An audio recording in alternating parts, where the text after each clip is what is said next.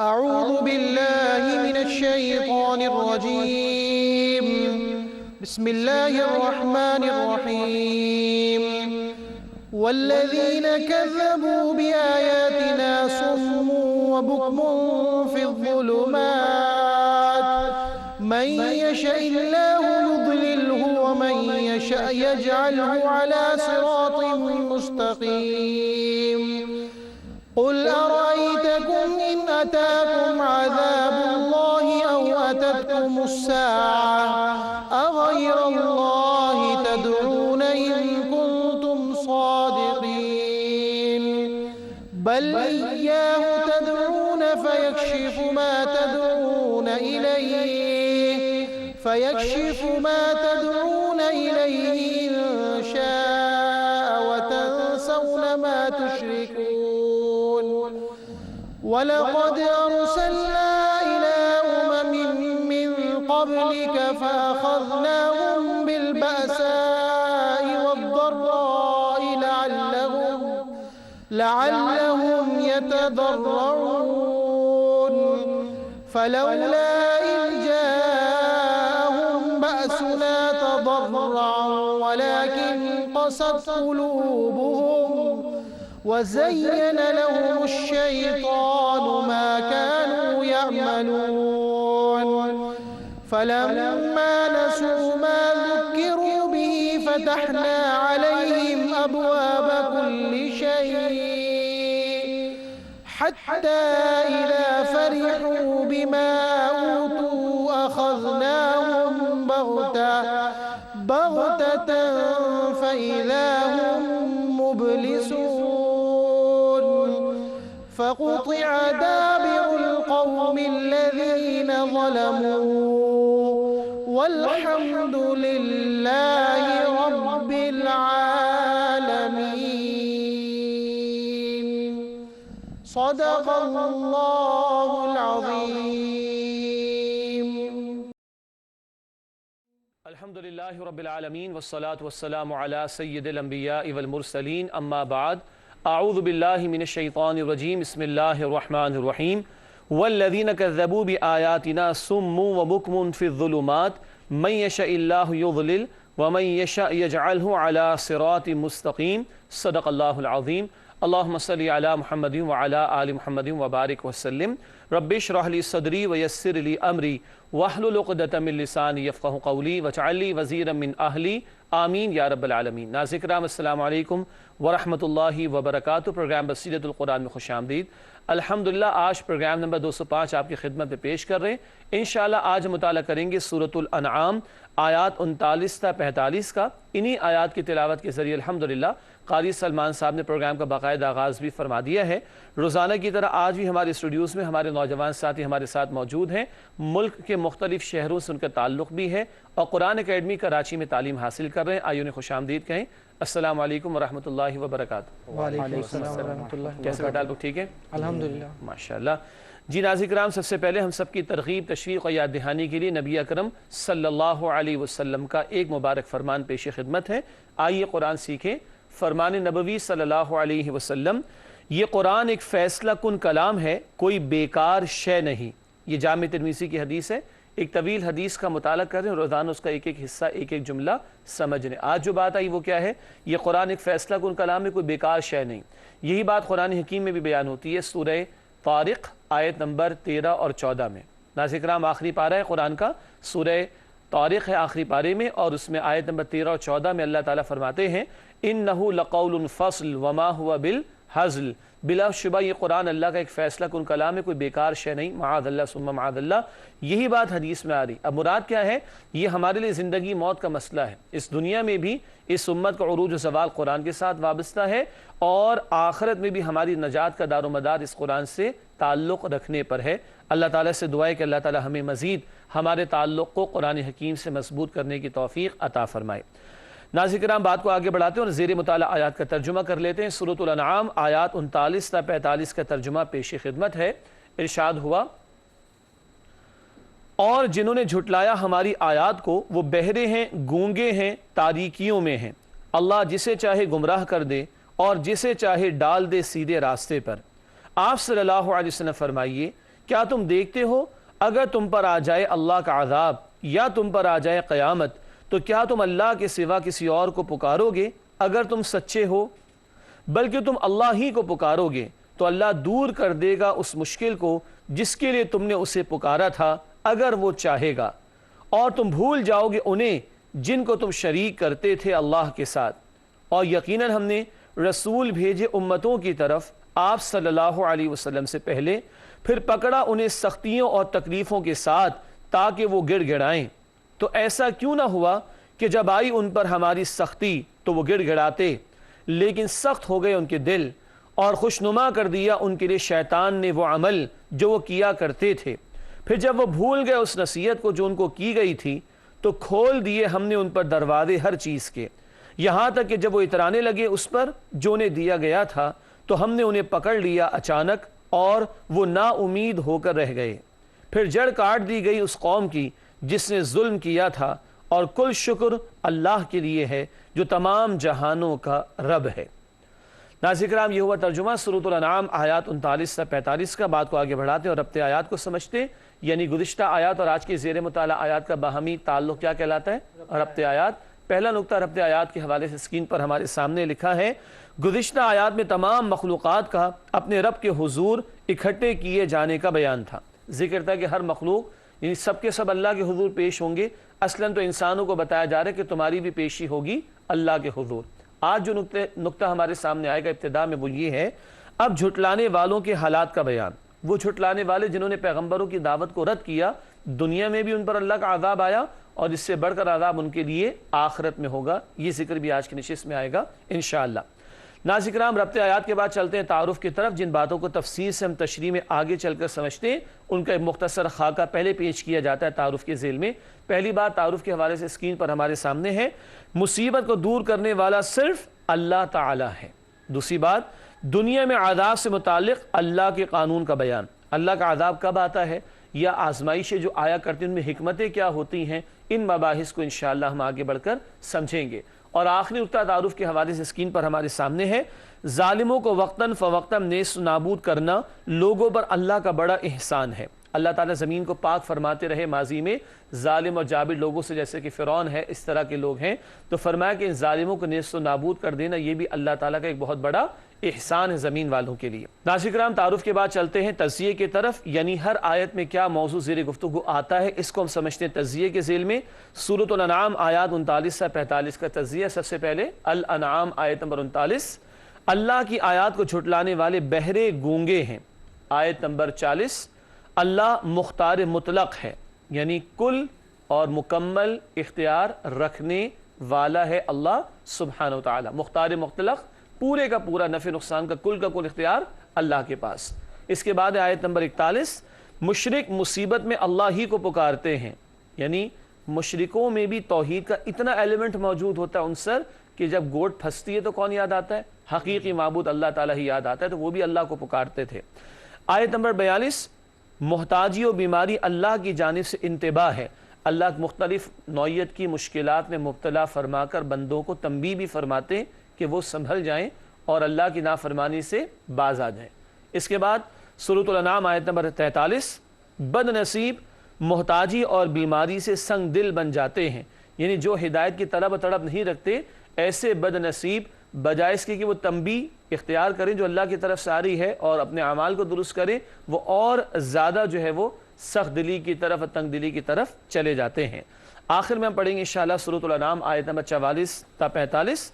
लिखा है कि माल दौलत की फरावानी इम्तिहान है, यानी अगर अल्लाह ने माल दौलत अता फरमाया तो ये भी इम्तिहान के लिए, क्योंकि ये पूरी ज़िंदगी इम्तिहान के लिए अता की गई।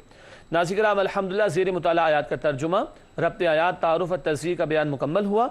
अब चलते हैं हर आयत की तशरीह और तर्जुमे को समझने की तरफ। सबसे पहले सूरत अल-अनआम आयत नंबर 39, रब्बुल आलमीन की तरफ से इरशाद हुआ, वल्लज़ीना कज़्ज़बू बिआयातिना सुम्मुन व बुक्मुन फ़िज़्ज़ुलुमात मन यशाइल्लाहु युज़लिल व मन यशा यजअलहु अला सिरातिम मुस्तक़ीम।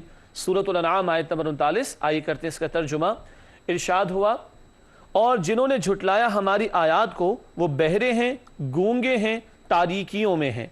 اللہ جسے چاہے گمراہ کر دے اور جسے چاہے ڈال دے سیدھے راستے پر۔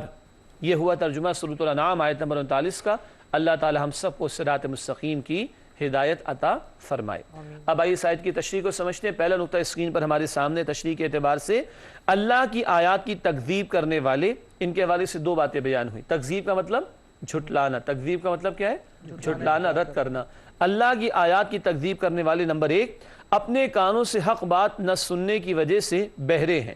کان باقی بہت ساری باتیں سنتے ہیں مگر حق سننے کے لیے ان کے کان تیار نہیں، یہ اپنے کانوں سے حق سننے کو تیار نہیں، تو اس معنی میں قرآن کہتے ہیں کیا ہیں؟ بہرے ہیں۔ دوسری بات، اور اپنی زبانوں سے حق بات نہ بولنے کی وجہ سے گونگے ہیں۔ باتیں بہت بولتے ہیں، بڑی باتیں کرتے ہیں مگر حق بولنے کے لیے تیار نہیں، حق پر بات کرنے کے لیے تیار نہیں ہیں۔ ناظرین کرام، کان تو ہمارے پاس بھی ہیں اور زبان ہمارے پاس بھی ہے۔ یہ کان آج کیا سنتے ہیں اور حق کو سنتے ہیں کہ نہیں؟ یہ زبان کیا کچھ بول جاتی ہے، حق بیان کرتی ہے کہ نہیں؟ ہمیں بھی غور کرنا چاہیے۔ اگلا نقطہ تشریح میں لکھا ہے، کفر اور ضلالت کی تاریکیوں میں گھرے رہنے کی وجہ سے انہیں کوئی چیز نظر نہیں آتی جس سے ان کی اصلاح ہو سکے۔ ضلالت کا مطلب ہوتا ہے گمراہی، والضالین کا لفظ ہے نا، ضلالت کا مطلب کیا ہوتا ہے؟ گمراہی۔ تو کفر اور ضلالت کے اندھیروں میں ڈوب گئے، جانتے بوجھتے حق کو انہوں نے رد کیا، اب انہیں کچھ نظر ہی نہیں آ رہا، حالانکہ حق تو پیش ہو رہا ہے قرآن کی صورت میں، حق تو پیش ہو رہا ہے اللہ کے نبی صلی اللہ علیہ وسلم کی زبان مبارک سے، مگر کیونکہ خود یہ گمراہی کے اندھیروں میں خود ڈوب چکے ہیں تو اب ان کو اصلاح کی کوئی شے دکھائی ہی نہیں دیتی۔ آخری نقطہ اس آیت کی تشریح میں ہے، ہدایت اور گمراہی دونوں کا اختیار اللہ ہی کے پاس ہے، جس کو چاہے اللہ تعالیٰ ہدایت عطا فرمائے، جس کو چاہے اللہ تعالیٰ گمراہ فرما دے، یہ کل اختیار کس کے پاس؟ اللہ کے پاس ہے۔ ناظرین کرام، اس کے بعد سورۃ الانعام کی آیت نمبر 40 آئیے اس کا مطالعہ شروع کریں۔ رب العالمین کی طرف سے ارشاد ہوا، قُلْ أَرَأَيْتَكُمْ إِنْ أَتَاكُمْ عَذَابُ اللَّهِ أَوْ أَتَتْكُمُ السَّاعَةُ أَغَيْرَ اللَّهِ تَدْعُونَ إِن كُنتُمْ صَادِقِينَ۔ سورۃ الانعام آیت نمبر 40، آئیے کرتے ہیں اس کا ترجمہ۔ ارشاد ہوا، آپ صلی اللہ علیہ وسلم فرمائیے، کیا تم دیکھتے ہو اگر تم پر آ جائے اللہ کا عذاب یا تم پر آ جائے قیامت تو کیا تم اللہ کے سوا کسی اور کو پکارو گے اگر تم سچے ہو؟ یہ ہوا ترجمہ سورۃ الانعام آیت نمبر 40 کا۔ آئیے اس آیت کی تشریح کی طرف چلتے ہیں، مشرکین کے حوالے سے گفتگو کا بیان جاری ہے۔ لکھا ہے تشریح میں پہلا نقطہ، کفار کا مشکل وقت میں اپنے باطل معبودوں کی بجائے صرف اللہ ہی کو پکارنے کا بیان۔ دوبارہ پڑھ رہا ہوں، کفار کا مشکل وقت میں اپنے باطل معبودوں کی بجائے صرف اللہ ہی کو پکارنے کا بیان۔ یہ مثال ہم نے پہلے بھی پڑھی، ذکر آ چکا ہے، جب یہ سمندر میں سفر کرتے اور کشتی کے بھون میں پھنس جاتی تو لات منات عزا سارے جھوٹے معبودوں کو بھلا کر کس کو پکارتے؟ ایک اللہ کو۔ یاد رکھیے، مشرک وہ نہیں ہوتا جو اللہ کو نہ مانتا ہو، وہ تو اس کو انگلش میں ایتھیسٹ کہتے ہیں۔ مشرک وہ ہوتا ہے جو اللہ کو مان کر اللہ کے ساتھ مخلوق کو شریک کرتا ہے۔ تو ان کی بھی جب گوٹ پھنستی تھی تو اللہ ہی کو پکارتے تھے، لات منات عزا سارے جھوٹے معبودوں کو ایک طرف کر کے خالص ایک اللہ کو پکارتے۔ آگے لکھا ہے، گویا ایک اللہ کو ماننا اور اس پر ایمان رکھنا انسان کی فطرت کا تقاضا ہے۔ اللہ کا یہ تعارف فطرت میں بلٹ ان ہے، آٹومیٹکلی ہماری فطرت میں یہ تعارف موجود ہے، اور جب ہم کائنات کی نشانیوں میں غور و فکر کرتے ہیں اور پیغمبر کی آئی ہوئی دعوت کو قبول کرتے ہیں تو اس سے یہ ایمان تازہ ہوتا ہے اور اللہ کی معرفت اور اللہ کی عظمت اور اللہ کا تعارف بندے کو حاصل ہوتا چلا جاتا ہے۔ نقطہ اہم یہ ہے کہ مشرک بھی اللہ کو مانتا ہے لیکن اللہ کے ساتھ شریک کرتا ہے جھوٹے معبودوں کو۔ نمبر دو، اس کی فطرت میں بھی توحید کا درس موجود ہے کہ جب وہ گوٹ پھنستی ہے تو یاد آتا ہے ایک اللہ، کیونکہ باقی اس کے انسانوں میں سے اور دیگر لوگوں میں سے کوئی کام آنے والے نہیں ہوا کرتے۔ ناظرین کرام، اس کے بعد سورۃ الانعام آیت نمبر 41، رب العالمین کی طرف سے ارشاد ہوا، بل ایاہ تدعون فیکشف ما تدعون الیہ ان شاء وتنسون ما تشرکون۔ سورۃ الانعام آیت نمبر 41، اس کا ترجمہ پیش خدمت ہے۔ ارشاد ہوا، بلکہ تم اللہ ہی کو پکارو گے تو اللہ دور کر دے گا جس کے لیے تم نے اسے پکارا تھا اگر وہ چاہے گا، اور تم بھول جاؤ گے انہیں جن کو تم شریک کرتے تھے اللہ کے ساتھ۔ ناظرین کرام، ترجمہ ہوا سورۃ الانعام آیت نمبر 41 کا۔ آئیے اس آیت کی تشریح کی طرف چلتے ہیں۔ تشریح میں پہلا نقطہ اسکرین پر ہمارے سامنے موجود لکھا ہے، انسان کے اپنے نفس میں توحید کی موجودگی کا بیان۔ وہی بات جو ابھی گفتگو آئی تھی، مزید اس کا بیان جاری کہ انسان کی فطرت میں توحید کا تعارف موجود۔ حدیث بھی ہے، اللہ کے رسول صلی اللہ علیہ وسلم نے فرمایا، بخاری شریف کی حدیث، ہر بچہ فطرت پر پیدا ہوتا ہے توحید کے ساتھ، پھر اس کے ماں باپ اس کو یہودی، نصرانی، مجوسی یعنی مشرک بنا دیتے ہیں، لیکن فطرت میں اللہ نے توحید کی تعلیم اور توحید کا درس رکھا ہوا ہے۔ آگے اسی کے تسلسل میں اگلا نقطہ ہے، جب انسان کسی غیر معمولی مصیبت میں پھنس جاتا ہے تو اس وقت اسے صرف اللہ ہی یاد رہتا ہے۔ ٹھیک ہے ناظرین کرام، بات تو ہے ذرا ایک حساس نوعیت کی، لیکن ہم سب کے علم میں ہے کہ جب سارے ڈاکٹرز جواب دے جاتے ہیں تب ہمیں اللہ یاد آتا ہے، ایسا ہی ہے کہ نہیں؟ جب سارے سہارے ٹوٹتے ہوئے نظر آتے تب ہمیں اللہ یاد آتا ہے، یہ فطرت کے اندر موجود ہے، تو اس اللہ کو پہلے ہی یاد کیوں نہیں کرتے ہم؟ اسباب اختیار کر لینے چاہیے، کوئی حرج نہیں، لیکن نگاہ اسباب پر، وسائل پر، افراد پر، مخلوق پر نہ ہو، بلکہ نگاہ اور توکل مسبب الاسباب پر ہونا چاہیے۔ اگلا نقطہ اس آیت کی تشریح میں ہے، انسان کو دعوت فکر، اللہ کا عذاب آ جانے پر اس وقت انسان کس کو پکارے گا؟ جب اللہ کی طرف سے عذاب آ جائے تو پھر انسان کسے پکارے گا؟ کیا اپنے جیسے انسانوں کو پکارے گا؟ نہیں، وہ اللہ ہی کو پکارتا ہے، جیسے کہ مشرکین کے حوالے سے بات بیان کی گئی۔ وہ جو پکے مشرک تھے جبکہ قرآن نازل ہو رہا ہے اس عرب کے معاشرے میں، ان کے اندر بھی اتنی توحید موجود تھی کہ کشتی بھور میں پھنس گئی تو سارے جھوٹے معبودوں کو چھوڑ کر ایک اللہ کو پکارا کرتے تھے۔ ناظرین کرام، اگلی آیات کا مطالعہ ہم ضرور کریں گے انشاءاللہ، تاہم آپ سے ملاقات ہوتی ہے ایک وقفے کے بعد جو آپ کے ہمارے درمیان مختصر سی مدت کے لیے اس وقت حائل ہے۔ انشاءاللہ آپ سے ملاقات ہوتی ہے۔ السلام علیکم ورحمۃ اللہ وبرکاتہ۔ السلام علیکم ورحمۃ اللہ وبرکاتہ۔ ناظرین کرام، پروگرام بصیرت القرآن میں خوش آمدید۔ آج ہم مطالعہ کر رہے ہیں سورۃ الانعام آیات 39 تا 45 کا۔ آئیے مطالعہ آگے بڑھاتے ہیں۔ سورۃ الانعام آیت نمبر 42، رب العالمین کی طرف سے ارشاد ہوا، وَلَقَدْ أَرْسَلْنَا إِلَىٰ أُمَمٍ مِّن قَبْلِكَ فَأَخَذْنَاهُمْ بِالْبَأْسَاءِ وَالضَّرَّاءِ لَعَلَّهُمْ يَتَضَرَّعُونَ۔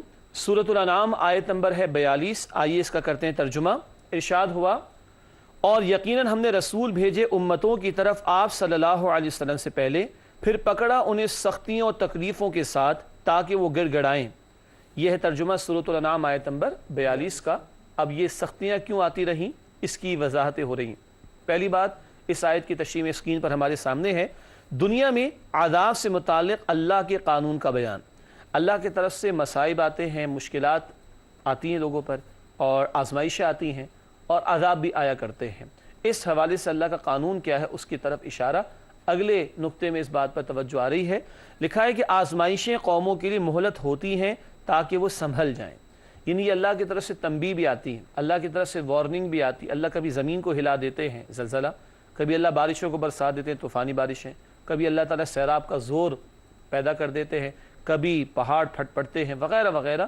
یہ جو کیفیات طاری ہوتی ہیں اکثر مرتبہ یہ اللہ کی طرف سے تنبیہ بھی ہوتی ہیں اور وارننگز بھی، جنہیں کہا جاتا ہے، تاکہ لوگوں کے دلوں میں نرمی پیدا ہو اور وہ اپنے اعمال کی اصلاح کر لیں۔ آگے لکھا ہے، مشرکین کو دعوت فکر کہ وہ اللہ کی طرف رجوع کریں اور اپنے گناہوں سے باز آ جائیں۔ لیکن کیا خیال، اس سے مشرکین کے لیے، ہمارے لیے بھی، زلزلے ہمارے ملک میں بھی آتے رہے، سیلاب ہمارے ملک میں بھی آتے رہے، طوفان کراچی والوں کو کتنی مرتبہ اس کی وارننگز ملتی رہیں، ساحل سمندر پہ کراچی واقع ہے، وغیرہ وغیرہ۔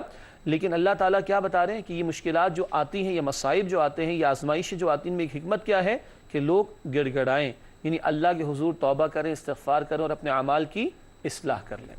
ناظرین کرام، اس کے بعد سورۃ الانعام کی آیت نمبر 43 سے رب العالمین کی طرف سے ارشاد ہوا، فَلَوْلَا إِذْ جَاءَهُمْ بَأْسُنَا تَضَرَّعُوا وَلَكِنْ قَسَتْ قُلُوبُهُمْ وَزَيَّنَ لَهُمُ الشَّيْطَانُ مَا كَانُوا يَعْمَلُونَ۔ الانعام آیت نمبر 43۔ آئیے کرتے ہیں اس کا ترجمہ۔ ارشاد ہوا، تو ایسا کیوں نہ ہوا کہ جب آئی ان پر ہماری سختی تو وہ گڑ گڑائے، لیکن سخت ہو گئے ان کے دل، اور خوشنما کر دیا ان کے لیے شیطان نے وہ عمل جو وہ کیا کرتے تھے۔ ترجمہ ہوا الانعام آیت نمبر 43 کا۔ اس آیت کی تشریح میں دو نکات ہیں۔ پہلا نقطہ، گناہوں کی کثرت اور عدم توبہ قوموں کے دلوں کی سختی کا بیان۔ کیا مطلب؟ اللہ کی طرف سے تنبیہ آ رہی ہے، اللہ کی طرف سے مشکلات طاری کی جا رہی ہیں، اللہ کی طرف سے وارننگ آ رہی ہے، مگر ان کے دل نرم نہیں ہو رہے، اور یہ پچھلی قوموں کا ذکر ہے۔ یہ ہم پڑھ رہے ہیں سورۃ الانعام، اس کے بعد سورۃ الاعراف کچھ عرصے بعد پڑھیں گے، تو پچھلی کئی قوموں کے حالات اس نوعیت کے ہمارے سامنے تفصیل سے آئیں گے، مگر کہاں؟ سورۃ الاعراف میں انشاءاللہ تعالی۔ یہاں بتایا جا رہا ہے ان کے دل سخت ہو گئے، اللہ کی طرف سے آنے والی وارننگ، اللہ کی طرف سے آنے والی تنبیہ، اس سے انہوں نے کوئی فائدہ نہ اٹھایا۔ ناظرین کرام، کبھی زلزلے، کبھی طوفان، کبھی شدید بارشیں، نہ جانے کیا کچھ، یہ اللہ تعالیٰ کی طرف سے ہمارے لیے بھی آزمائشیں ہیں، اور یہ اللہ تعالیٰ کی طرف سے ہمارے لیے تنبیہ بھی ہے، اور یہ اللہ تعالیٰ کی طرف سے ہمارے لیے وارننگ بھی ہے کہ ہم گڑ گڑائیں اللہ کے حضور اپنے اعمال کی اصلاح کر لیں۔ اس کے بعد لکھا ہے اس آیت کی تشریح میں، ان کے برے کاموں کو شیطان خوشنما بنا دیتا ہے اور ان پر کوئی نصیحت کارگر نہیں ہوتی، یعنی گندے اور برے اعمال کو شیطان بڑا خوبصورت کر کے دکھاتا ہے۔ جیسے آج کل بے حیائی کو گلیمر کا نام دے دیا گیا ہے نا، فحاشی اور ریانی کو ایڈوانسمنٹ کا نام دے دیا گیا، اور اللہ کی حدود کا پامال کرنا اس کو کہا گیا کہ یہ تو آزادی ہے، ہم جو چاہیں سو کریں۔ یہ جو حرکتیں شیطان بڑا مزین کر کے دکھاتا ہے گناہوں کو، لیکن شیطان ہمارا دشمن ہے تو یہ مزین کر کے اس لیے دکھاتا ہے کہ بندے اللہ کی اطاعت نہ کرے، اور شیطان خود تو جائے گا جہنم میں، وہ چاہتا ہے باقیوں کو بھی اپنے ساتھ لے کر جہنم کے اندر ہی چلا جائے۔ اللہم اجرنا من النار، اے اللہ ہم سب کو آگ کے عذاب سے محفوظ فرما دیجئے۔ اس کے بعد سورۃ الانعام آیت نمبر 44 ارشاد ہوا اللہ رب العالمین کی جانب سے، فَلَمَّا نَسُوا مَا ذُكِّرُوا بِهِ فَتَحْنَا عَلَيْهِمْ أَبْوَابَ كُلِّ شَيْءٍ حَتَّى إِذَا فَرِحُوا بِمَا أُوتُوا أَخَذْنَاهُمْ بَغْتَةً فَإِذَا هُمْ مُبْلِسُونَ۔ سورۃ الانعام آیت نمبر 44 ہے، آئیے کرتے ہیں اس کا ترجمہ۔ ارشاد ہوا، پھر جب وہ بھول گئے اس نصیحت کو جو ان کو کی گئی تھی تو کھول دیے ہم نے ان پر دروازے ہر چیز کے، یہاں تک کہ جب وہ اترانے لگے اس پر جو انہیں دیا گیا تھا تو ہم نے انہیں پکڑ لیا اچانک اور وہ نا امید ہو کر رہ گئے۔ یہ ہے ترجمہ سورۃ الانعام آیت نمبر 44 کا۔ آئیے کرتے ہیں اس کی تشریح کا بیان۔ پہلا نقطہ تشریح کے حوالے سے ہے گناہوں کی پاداش میں قوموں کو آزمائش میں مبتلا کرنے کا بیان۔ قرآن یہ بھی بتاتا ہے کہ لوگوں پر آنے والی مصیبتیں ان کے کرتوت اور اعمال کی وجہ سے بھی ہوتی ہیں۔ پہلے ہم نے پڑھا اللہ تعالیٰ اس لیے بھی سختیاں بھیجتے ہیں لوگوں پر تاکہ لوگوں کے دل نرم ہوں اور حق قبول کرنے پر وہ آمادہ ہوں۔ اب یہ بھی بتایا جا رہا ہے کہ لوگوں نے جب نافرمانی کی روش اختیار کی تو اللہ تعالیٰ پھر ان کو آزمائش میں مبتلا کرنے لگے ہیں۔ مگر یہاں جس آزمائش کا بیان ہے بڑی عجیب آزمائش ہے۔ یہاں آزمائش یہ کہ لوگ نافرمانی پر اڑے ہوئے اور اللہ تعالیٰ نے خوشحالی عطا فرما دی۔ اللہ اکبر، یہ بڑی عجیب بات ہے، یہ بڑی عجیب بات ہے، کیونکہ قرآن نے کیا کہا، جب وہ بھول گئے اس نصیحت کو جو ان کو کی گئی تھی، ہم نے کھول دی ان پر ہر شے کے دروازے۔ اللہ نے بہت کچھ ان کو دنیا میں دے ڈالا۔ آگے لکھا ہے ان پر دنیا کی نعمتوں، راحتوں اور کامیابیوں کے دروازے کھول دیے جاتے ہیں، خوب دیا جاتا ہے۔ کیوں؟ کافر کے لیے، باغیوں کے لیے آخرت میں کچھ بھی نہیں ہے، یہیں پہ دے کر فارغ کر دیا جائے، اور وہ اپنی دانش میں سمجھ رہے ہیں بہت اچھے جا رہے ہیں، اور اچانک اللہ تعالیٰ کی طرف سے پکڑ کا معاملہ ہو جاتا ہے۔ یہ بڑی سخت آزمائش ہوتی ہے اللہ کی طرف سے۔ آگے لکھا ہے اسی حوالے سے، پھر ان پر یکدم ایسا سخت عذاب آتا ہے جو اس قوم کو صفحہ ہستی سے مٹا دیتا ہے۔ اور یاد رکھیے گا جب انسان کا پیٹ بھرا ہو نا اور جیب بھری ہو تو مستی بھی زیادہ سوچتی ہے، اور یہ آزمائش سخت ہوتی ہے کہ اللہ کچھ دے اور بندے کا امتحان لے۔ اللہ کم دے تو وہ امتحان آسان ہے، اگر اللہ زیادہ دے دے تو وہ امتحان کڑا اور مشکل ہے، کیونکہ انسان کے گمراہ ہونے یا غفلت میں چلے جانے کے امکانات زیادہ ہو جاتے ہیں۔ ناظرین کرام، اس کے بعد آج کے مطالعے کے اعتبار سے آخری آیت ہے سورۃ الانعام آیت نمبر 45۔ رب العالمین کی طرف سے ارشاد ہوا، فَقُطِعَ دَابِرُ الْقَوْمِ الَّذِينَ ظَلَمُوا وَالْحَمْدُ لِلَّهِ رَبِّ الْعَالَمِينَ۔ سورۃ الانعام آیت نمبر 45 کرتے ہیں اس کا ترجمہ۔ ارشاد ہوا، پھر جڑ کاٹ دی گئی اس قوم کی جس نے ظلم کیا تھا، اور کل شکر اللہ کے لیے ہے جو تمام جہانوں کا رب ہے۔ یہ ہوا ترجمہ الانعام آیت نمبر 45 کا۔ اب آئیے اس آیت کی تشریح کی طرف چلتے ہیں۔ پہلا نقطہ تشریح کا ہمارے سامنے اسکرین پر موجود، نافرمانوں کو عذاب کے نتیجے میں صفحہ ہستی سے مٹا دینے کا بیان۔ اللہ کی نافرمانی پر اڑی رہیں قومیں اگر، تو پھر قوموں کو مٹا دیا جاتا ہے۔ ایسی ہی قوموں کا ذکر آئے گا اگلی صورت میں، وہ کون سی ہے؟ سورۃ الاعراف۔ اب تو یاد ہو گیا؟ ماشاءاللہ۔ اگلا نقطہ ہمارے سامنے اسکرین پر تشریح کے اعتبار سے، ظالموں کی ہلاکت لوگوں کے لیے اللہ تعالیٰ کا بڑا احسان ہے۔ دیکھیں نا، فرعون جب غرق ہوا ہوگا تو کتنے مظلوموں کی داد رسی ہو گئی ہوگی، کتنے لوگوں کی جان چھوٹ گئی ہوگی اس سے۔ اس طرح جب ظالموں سے، آپ کسی محلے میں دیکھو بدماش ہو، لوگوں کی جان کا نقصان کرتا ہے، مال کا نقصان کرتا ہے نا، مر گیا تو محلے والے بھی کیا کہتے ہیں؟ الحمدللہ رب العالمین، ہے نا؟ قرآن بھی یہاں کہہ رہے ہیں والحمدللہ رب العالمین۔ آخری نقطہ اس حوالے سے، فاسد عناصر سے ماحول پاک ہونے پر اللہ کا شکر واجب ہے۔ فاسد عناصر سے مراد ظالم لوگ، فاسق لوگ، ایسے لوگ جو معاشرے میں جرائم کو پروموٹ کرتے ہیں، جن کے اعمال کے نتیجے میں لوگوں کی جان مال عزت آبرو محفوظ نہ ہو، ایسے لوگوں سے زمین کا پاک ہو جانا یہ اللہ کی بڑی نعمت ہے، اور اس پر اللہ کا شکر ادا کرنا لازم ہے۔ والحمدللہ رب العالمین۔ ناظرین کرام، الحمدللہ آج کا مطالعہ کسی درجے میں مکمل ہوا۔ وقت ہے ہمارے نوجوان ساتھیوں کے سوالات کا۔ آئیے ان سے دریافت کرتے ہیں کہ آج ہی ہم سے کیا معلوم کرنا چاہتے ہیں۔ جی شہزاد، پہلا سوال۔ جی میں یہ جاننا چاہتا ہوں آیت نمبر 44 میں اللہ تعالیٰ نے فرمایا ہے کہ جب وہ انہوں نے بھلا دیا اس حکم کو جو کہ انہیں دیا گیا تھا تو اللہ تعالیٰ نے ان پہ نعمتوں کے دروازے کھول دیے. کیا اس طرح کے امتحانات اللہ تعالیٰ مسلمانوں سے بھی لیتے ہیں تو ان پہ بھی کیا ایسی سختیاں آئیں گی؟ ماشاءاللہ، بہت اہم سوال ہے کہ ذکر آئے کہ اللہ تعالیٰ نے ایسی قوم کو جس نے نافرمانی کی روش اختیار کی ان پر دنیا کھول دی، تو کیا کبھی یہ مسلمانوں کے ساتھ بھی ہو سکتا ہے؟ جہاں تک تو امتحان کا تعلق ہے وہ تو پوری زندگی امتحان ہے ہی ہے. سورہ الملک آیت نمبر 2 میں آتا ہے الذی خلق الموت والحیات لیبلوکم ایکم احسن عملا. اللہ نے موت اور حیات کا سلسلہ کیوں قائم فرمایا؟ کہ اللہ تمہیں آزمائے، تمہارا امتحان لے کہ تم میں سے عمل کے اعتبار سے بہترین کون ہے. تو پوری زندگی تو ہے ہی امتحان. اللہ تعالیٰ کچھ دے رہے ہیں تو یہ بھی امتحان، اللہ کچھ کم کر رہے ہیں تو وہ بھی امتحان. تو زیادہ ملنے پر یہ پریشانی ضرور ہونی چاہیے کہ کل اس کی جواب دہی کے لیے جب میں کھڑا ہوں گا تو آج میں اس کی تیاری کر رہا ہوں کہ نہیں. تو امتحان تو پوری زندگی ہے، مگر کوئی قوم جب بگاڑ پر اتر آئے، اللہ کی نافرمانی پر اتر آئے اور ملنا شروع ہو جائے دنیا خوب اس کو کثرت کے ساتھ، تو یہ ایک علامت اسی نوعیت کی ہے کہ پھر ڈرنا ہوگا کہ کہیں ہمیں یہ ڈھیل دینے کے بعد اچانک پکڑ تو نہیں لیا جائے گا. تو اس سے بہتر ہے کہ انسان اپنے اعمال کی انفراد اور اجتماعی سطح پر اصلاح کی کوشش کو مستقل جاری رکھے. ٹھیک ہے جی بیٹا. ثقلین آج ہمارے ساتھ ہیں ناظرین کرام، واہ کینٹ سے ان کا تعلق ہے اور کراچی میں قرآن اکیڈمی میں دینی تعلیم حاصل کرنے کے لیے آئے ہوئے. آج ہمارے پروگرام میں پہلی مرتبہ شریک ہوئے. آئیے ان سے پوچھنے کہ ہم سے کیا سوال کرنا چاہتے ہیں. جی بیٹا. ابھی ہم نے آیت نمبر 39 میں پڑھا کہ اللہ تعالیٰ فرماتے ہیں من یشاء اللہ یضلل ومن یشاء یجعلہ الی صراط مستقیم. ٹھیک ہے ماشاءاللہ. تو اب اللہ ہی چاہتا ہے جسے ہدایت دیتا ہے اور جسے چاہتا ہے گمراہ کرتا ہے. تو اس کے ساتھ ماشاءاللہ آج ہمارے پروگرام میں پہلی دفعہ تشریف لائے نا، جبکہ ہمارے 200 پروگرامز ہو چکے ہیں الحمدللہ. ناظرین کرام سوال بہت اہم ہے اور بار بار آ جاتا ہے اور اکثر و بیشتر ہم اس سوال کو فیس کرتے ہیں. اللہ فرمانے جس کو چاہے اللہ ہدایت دیں، جس کو چاہے اللہ تعالیٰ گمراہ فرما دیں. اب اگلا سوال کیا ہوتا ہے وہ سب کو پتہ ہے، ہمارا قصور کیا ہے. تو ہم نے بتایا بارہا کہ یہ ایک آیت ہے قرآن کی. قرآن کی اور بھی بہت ساری آیتیں ہیں. اللہ کا قانون ہے ہدایت کا، اختیار اللہ کا ہے، جس کو چاہے ہدایت دے، جس کو چاہے گمراہ فرما دے. کل اختیار کس کا؟ اللہ کا. مگر اللہ قرآن میں فرماتے ہیں سورہ شورا آیت نمبر 13 یہدی الیہ من ینیب، اللہ ہدایت اسے دیتا ہے جو اللہ کی طرف رجوع کرے. تو جس کے دل میں طلب و طلب سچی ہوگی اس کو کیا ملے گی؟ ہدایت اللہ دے دیں گے انشاءاللہ. اور جو خود گمراہ ہونے کا فیصلہ کر لے، جانتے بوجھتے حق کو رد کر دے، دنیا کی محبت میں غرق ہو جائے، تو جو اپنے لیے خود فیصلہ کر لے کہ اس کو ہدایت نہیں چاہیے تو زبردستی اس کو ہدایت نہیں دی جائے گی. تو گمراہ کسے کیا جائے گا؟ جو خود اس کا ارادہ اور فیصلہ کر بیٹھا ہو. ٹھیک ہے جی بیٹا. آپ کا سوال محمد ایاز. جی میرا سوال یہ ہے جیسا کہ آیت نمبر 45 میں ذکر آیا کہ جڑ کاٹ دی گئی ان لوگوں کی جنہوں نے ظلم کیا تھا، تو یہ جڑ کاٹنے سے کیا مراد ہے؟ ماشاءاللہ.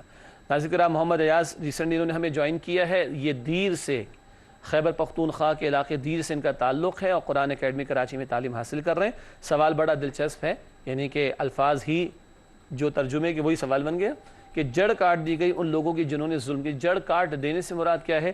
جڑ کاٹ دینے سے مراد کیا ہے؟ ایک درخت کھڑا ہوا اپنے تنے پہ، ہم اس کی جڑیں کھود ڈالیں تو تنا کھڑا رہ سکے گا؟ نہیں. اگر تنا کھڑا نہیں رہ سکے گا تو درخت کہاں جائے گا؟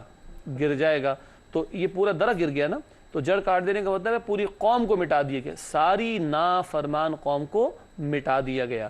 تفصیل آئے گی اگلی صورت میں. وہ کون سی؟ سورۃ الاعراف. شعیب علیہ السلام کی قوم، ناپ تول میں کمی کا معاملہ تھا، اللہ نے زلزلے سے ان کو ہلاک کر دیا، شعلے بھی ان پر برسائے گئے. ٹھیک ہے. لوط علیہ السلام کی قوم، گندگی اور ہم جنس پرستی کی گندگی میں مبتلا ہوئی وہ قوم، اللہ تعالیٰ نے بحر مردار میں ڈیڈ سی میں ان کو غرق کر دیا. پوری نافرمان قوم مٹا دی گئی. یہ کیا ہے؟ جڑ کاٹ دینے سے مراد پوری قوم کو مٹا دیا جانا، نافرمان قوم کو. ٹھیک ہے ناظرین کرام الحمدللہ سوالات ان کے جوابات آپ کی خدمت میں پیش کیے گئے. پروگرام کے آخری لمحات میں مختصر سیگمنٹ. سب سے پہلے قرآنی معلومات. ایک نقطہ ہے جو بہرحال ہم دہرا رہے ہیں اور کچھ نکات بار بار دہرائے جاتے ہیں تاکہ یاد دہانی ہوتی رہے.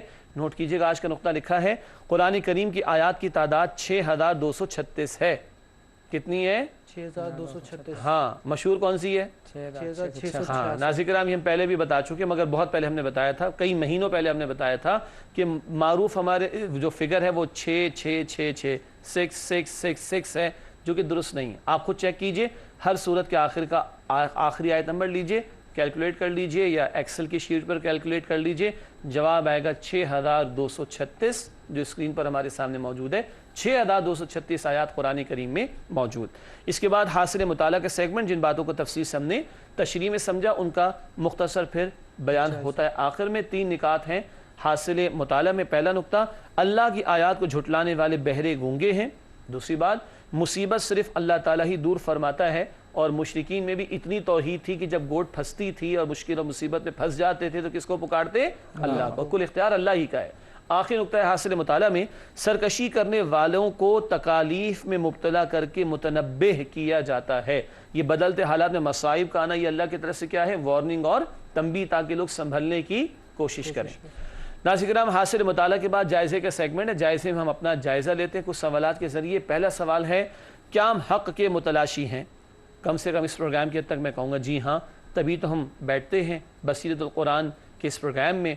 और मेरे इल्म में है अब माशाअल्लाह कुछ लोग सोशल मीडिया के थ्रू रब्ता कर रहे होते हैं, कुछ ईमेल्स के थ्रू कि नोट्स भी बाकायदा लिए जाते हैं, कुछ लोग रिकॉर्ड करके अपलोड भी करते हैं सोशल मीडिया पर। एक साहब बुज़ुर्ग आदमी है, ऑस्ट्रेलिया से तशरीफ़ लाए, कराची में होते थे पहले, बताया कि जी मैं तो बाकायदा इसको रिकॉर्ड करके डिस्ट्रीब्यूट करता हूँ अपने लोगों में। अच्छी बात है, ये हमारे लिए तक़वियत का बाइस है, लेकिन मजमूई सूरत हाल ये है, क्या हम हक़ के मुतलाशी हैं? अजीम अक्सरियत तो कुरान को बंद किए बैठी है, उनसे भी कुरान को खुलवाना, उनको भी कुरान की तरफ लाना हमारा फ़र्ज़ है। अल्लाह ताला हमें उन तक भी अल्लाह के पैगाम को पहुँचाने की तौफ़ीक़ अता फ़रमाए।